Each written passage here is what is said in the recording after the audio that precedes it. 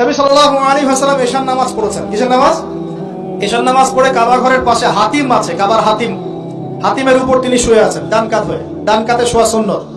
ডান কাতে শুয়ে আছেন, তন্দ্রা ভাব, পরিপূর্ণ ঘুম আসে নাই। এবার তিনি শুয়ে আছেন, হঠাৎ দুইজন ফেরেশতা আসলেন। কয়জন ভাই? একজন জিবরাইল আলাইহিস সালাম, একজন মিকাইল আলাইহিস সালাম। এসে নবী সাল্লাল্লাহু আলাইহি ওয়াসাল্লামকে আস্তে করে জাগিয়ে দিলেন। জাগিয়ে নবী সাল্লাল্লাহু আলাইহি ওয়াসাল্লামকে হাত ধরে নিয়ে যাচ্ছেন। কোথায়? পাশে জমজম কূপের পাশে। পাশে জমজম কূপ আছে, দেখেছিলেন না? যারা হজমরা করে আসছেন হয়তো দেখতে পারবেন। এই জমজম আগের মতো তো আর নাই, একটা আইডিয়া পাবেন আর কি। জমজম কূপের পাশে নিয়ে গিয়ে নবী সাল্লাল্লাহু আলাইহি ওয়াসাল্লামকে আবার আস্তে করে শুয়ে দেওয়া হলো। এই যে পুরো ঘটনাগুলো ঘটে যাচ্ছে না, এগুলো কিন্তু মুহূর্তে ঘটে যাচ্ছে। মানে পুরো বিশাল ঘটনা ঘটে যাওয়ার পর দেখা যাবে ওই অজুর পানি কেবল গড়িয়ে গড়িয়ে যাচ্ছে, এখনো শেষ হয়।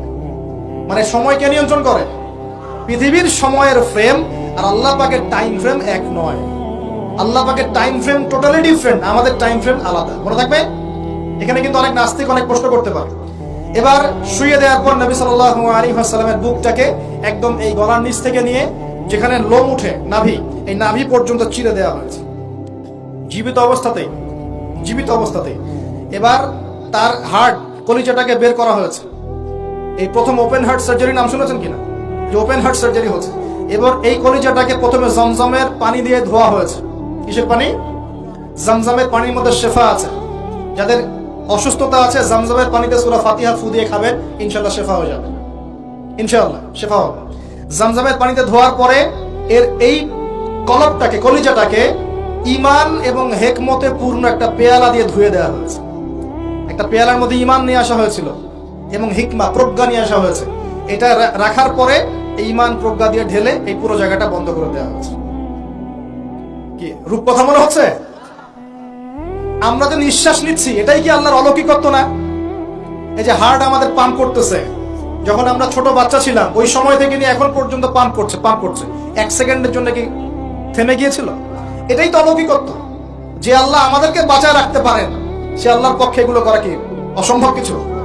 আচ্ছা, এবার নবী সাল্লাল্লাহু আলাইহি ওয়াসাল্লামকে একটা বাহনের মধ্যে উঠানো হচ্ছে। বাহনটার নাম বোরাক। কি নাম? বোরাক।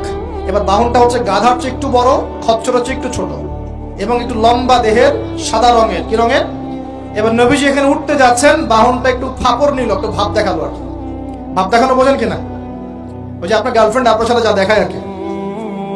আছে তো গার্লফ্রেন্ড? না ভাই, আলহামদুলিল্লাহ। তাহলে স্ত্রী তো দেখায়। স্ত্রী ভাব দেখালে সবর করতে হবে। কি করতে হবে? স্ত্রী ভাব দেখালে সবর করতে হবে, চুপ থাকতে হবে। এগুলো টিপস শেখেন, নাহলে বড় সমস্যা হতে পারে। স্ত্রী ভাব দেখাতে পারে, তখন সবর করতে হবে, চুপ থাকতে হবে। পরে দেখবেন ভাব নিজেই আবার ঠান্ডা হয়ে গেছেন সব। ঠিক আছে? আর নিজে গরম হয়ে গেলে সমস্যা। আপনি গরম হয়ে গেলে পুরো একদম তরকারি পুরো যাবে একেবারে। কথা বুঝতে পারছেন? আল্লাহ বোঝার তৌফিক দান করুন। বোরাকটা ভাব নিচ্ছে আর কি। এখন বোরাককে জিবরাইল আলাইহিস সালাম বলছেন, এই শোনো, তোমাকে সৃষ্টি করার পর থেকে, ভালো করে শোনেন, তোমাকে সৃষ্টি করার পর থেকে মুহাম্মদ সাল্লাল্লাহু আলাইহি ওয়াসাল্লামের চেয়ে শ্রেষ্ঠ কোনো মানুষ তোমার গায়ে পা দেয় নাই। বলেন আল্লাহু আকবার। বলেন আল্লাহুম্মা সাল্লি আলা মুহাম্মদ, আল্লাহুম্মা বারিক আলা মুহাম্মদ। তোমাকে সৃষ্টি করার পর থেকে মুহাম্মাদের চেয়ে সাল্লাল্লাহু আলাইহি ওয়াসাল্লাম শ্রেষ্ঠ কোনো মানুষ তোমার পিছে ওঠে নাই। সুবহানাল্লাহ। জান্নাত থেকেই বাহনটা নিয়ে আসা হয়েছে। কোথা থেকে?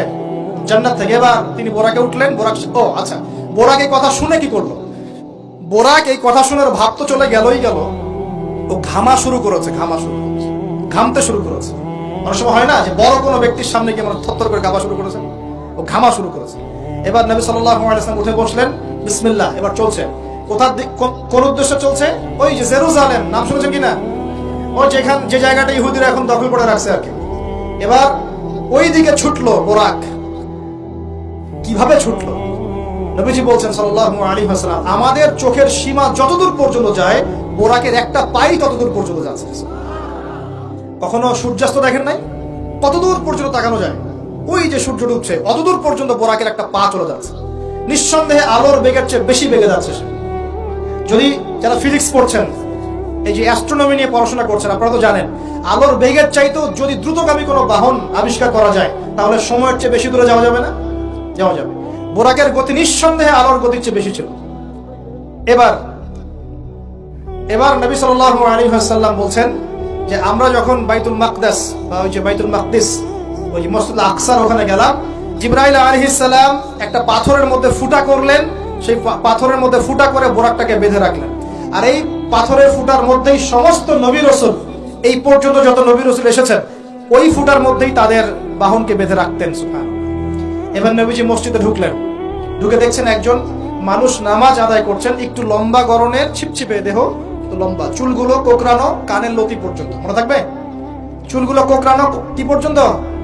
তোমাদের মতো ছেলা নয় ডান বাম, কানের লতি পর্যন্ত চুল, ছিপছিপে দেহ, লম্বা, শানুয়া গোত্রের মতো। নবীজি বলছেন অনেকটা শানুয়া গোত্রের মানুষের মতো। শানুয়া গোত্র কারা একটু দেখে নিবা অনলাইনে। এখন নবী সাল্লাল্লাহু আলাইহি ওয়াসাল্লাম জিজ্ঞাসা করছেন উনি কে? জিবরাইল আলাইহিস সালাম বলছেন উনি হচ্ছেন নবী মূসা আলাইহিস সালাম।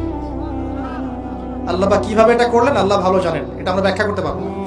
নবী মূসা আলাইহিস সালাম নামাজ পড়ছেন, আরেকজনকে দেখলেন তার গড়ন কিছুটা মাঝারি ধরনের, চুলগুলো হচ্ছে সিল্কি মানে স্ট্রেট চুল, লম্বা এবং সোনালী রঙের।